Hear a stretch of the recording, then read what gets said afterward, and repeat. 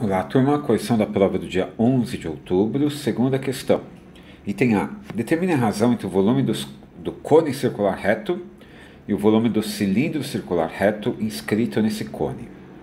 Bom, então quando ele fala do cone, é o cone grandão aqui, né? Como que eu sei que é o grandão? Porque ele disse que o cilindro está inscrito, está encostando, né? No cone. Então não poderia ser o cone de cima aqui, tá bom? Bom, então vamos lá. O volume do cone grandão, você precisa da altura, né? E do raio da base. Então, se a gente desenhar a altura aqui,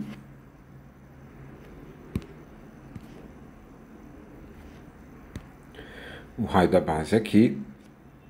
Opa.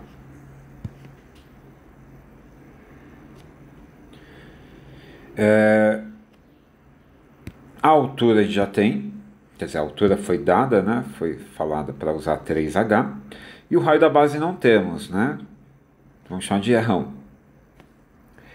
Então, o volume do cone seria o quê? O volume do cone seria 1/3 da área da base, então vai ficar πr², vezes a altura, que é 3H, né? 3Hzinho. Então, vai cortar o 3 com 3, vai ficar πr²H. Então, deixa guardada essa informação. Esse é o volume do seu cone. E o volume do cilindro? Bom, o volume do cilindro, você vai precisar do raio da base do cilindro e da altura do cilindro. Repara, né? Desenho o raio da base aqui. Vamos chamar de R. E a altura, note que, né? A altura do seu cilindro pequeno, desculpa, a altura do seu cilindro é H, né? Mas a altura desse cara aqui é 2Hzinho, né? Só esse pedacinho aqui, que a gente vai precisar daqui a pouquinho.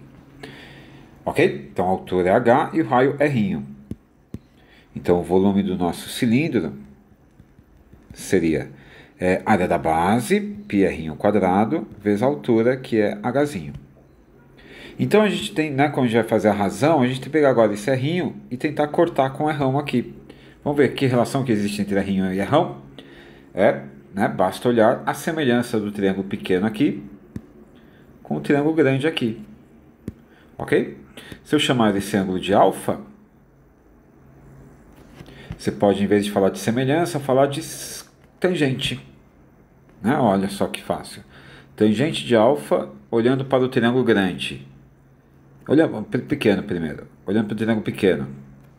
Tangente de alfa será cateto oposto, R, sobre cateto adjacente, 2H. E a tangente do alfa, se eu olhar para o triângulo grandão. Se eu olhar para esse triângulo aqui. Tangente do alfa seria R, né, cateto oposto, sobre 3H, né? Essa medida aqui, 3H. E aí o H vai embora, né? O H você pode cortar aqui e chegar em R igual a 2R sobre 3. Então, se eu trocar aqui, eu vou ficar com π 2R sobre 3² H. Então, isso vai ficar 4, né? 2² é 4, πr² H, dividido por 3² é 9. Tá? Eu fiz 2² aqui, deu 4, R², né? E o 3², 9.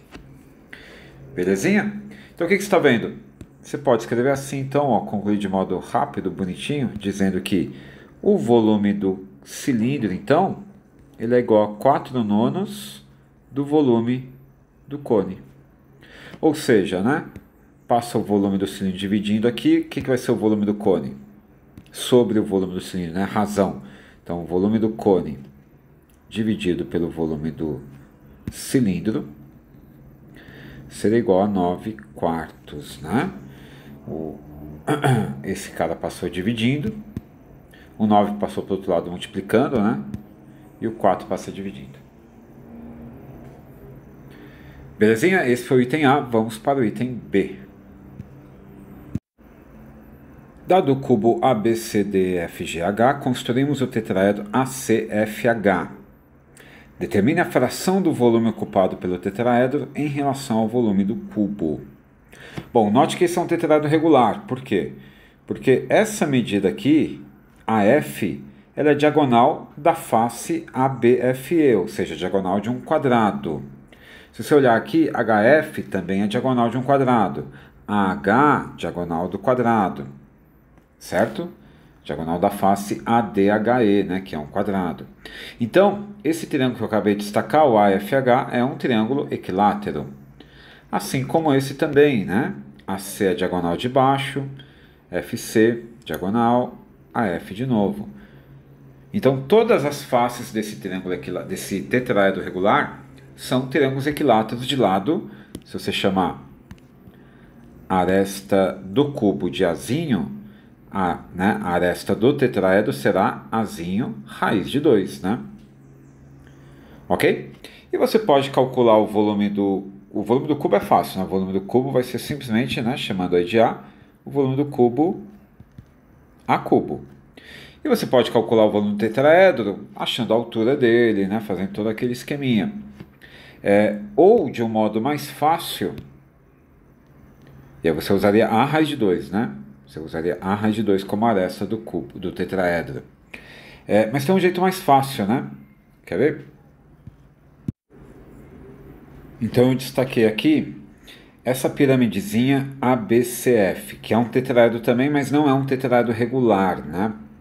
Ele não tem todas as faces triângulos equiláteros. Note que essa face ABF é um triângulo retângulo isósceles, né? Tem medida A e A aqui. Então, repare que essa pirâmide é muito fácil calcular o volume. Porque, ó, vou até tirar aqui, vamos colocar ela para cá. Então, essa pirâmide é fácil calcular o volume. Por quê? Porque você conhece a base. Facinho, ó. Você vê que aqui é 90 graus, né? Aqui embaixo. Se você olhar de baixo, né? Vamos chamar aqui.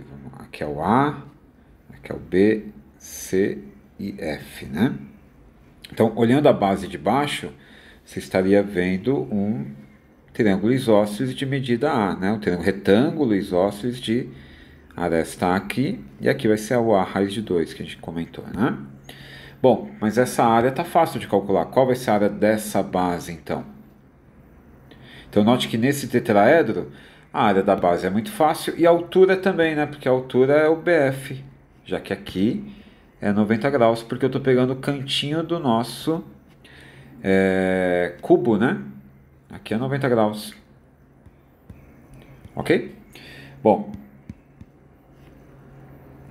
então o volume dessa pirâmide, então o volume dessa piramidezinha, chama de volume da pir, é área da, 1/3 da área da base, que vai ser A quadrado sobre 2, vezes a altura, que é A. Então o volume dessa piramidezinha é A cubo sobre 6. Ou seja, 1/6 do nosso cubo. Beleza? Mas note também que existem outras piramidezinhas aqui, né? Todas iguais, sim ou não? Se você pegar essa daqui, é que a perspectiva não ajuda, mas ela é igualzinha à pirâmide que a gente acabou de calcular o volume. Por quê? Porque ela vai ter a mesma área de base, ó, ela vai ter a mesma base, na verdade, né, que é metade do quadradinho aqui de cima. E a mesma altura. Então essa piramidezinha aqui também mede 1/6 do cubo, né? O volume dela também é 1/6 do volume do cubo. Vai ter a piramidezinha aqui do lado. Reparem, né, que é idêntica a essa pirâmide verde, né, elas se encaixariam aqui, olha só, né? E a pirâmide lá atrás. Repare que todas são iguaizinhas, né? É que só elas estão sendo vistas de né, de pontos diferentes, mas elas são idênticas. Então daria pra gente tentar montar, né, juntar tipo um quebra-cabeças aqui, né? Opa, deixa eu puxar pra cá. Tá bem? Então o volume da nossa pirâmide, do nosso tetraedro, do que a gente quer, né, seria o volume do cubo, subtraindo então essas 4 piramidezinhas aqui, tá? Tirando essas 4 aqui.